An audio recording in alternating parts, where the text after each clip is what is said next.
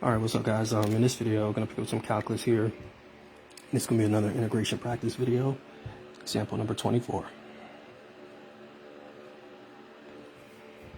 Alright, so we're asked to evaluate this definite integral from 0 to the power of 4. We got 3 times the square root of 1 plus cosine of 2 theta d theta. So the first thing we want to do is pull out the constant or factor it out.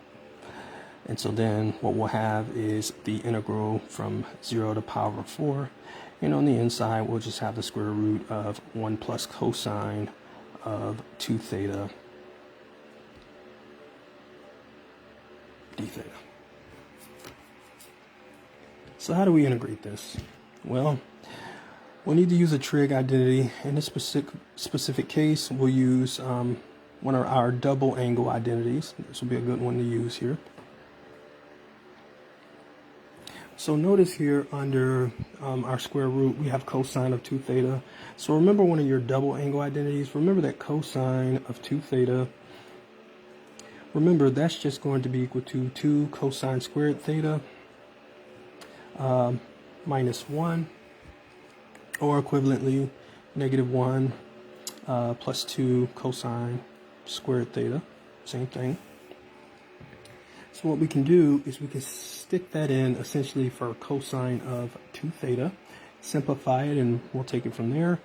So we'll end up with 3 times the integral from 0 to the power of 4, and we're just going to stick in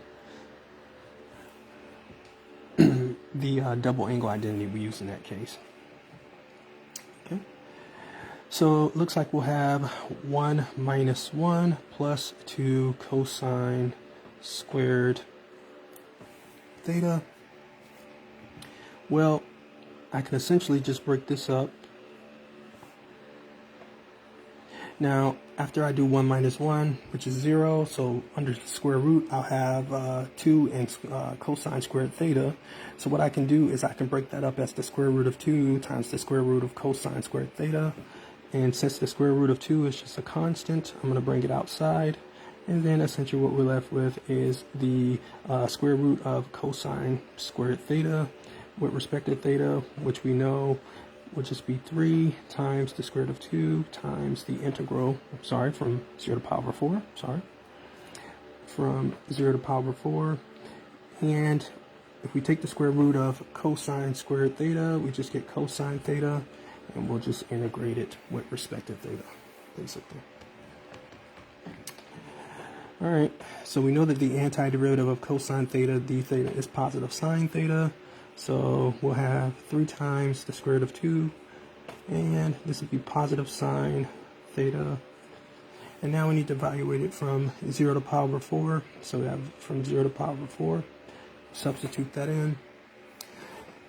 So applying the fundamental theorem of calculus, well, sine of power over 4, well, that's the square root of 2 over 2, which is can basically be reduced down to 1 over the square root of 2.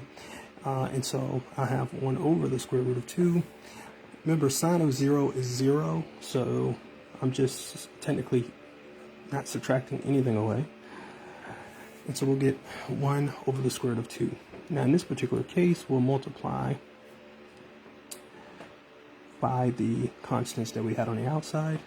So that's going to be 3 times the square root of 2 times 1 over the square root of 2. And you clearly see that the square root of 2's cancel out, leaving us with just a 3, which is actually our answer. So our final answer for this particular integral here is just going to be 3. So from 0 to the power of 4, we were asked to integrate 3 times the square root of 1 plus cosine of 2 theta with respect to theta. And our answer to this is going to be positive 3. Alright, so I hope that made sense. So reach out to me if you have any further questions about it.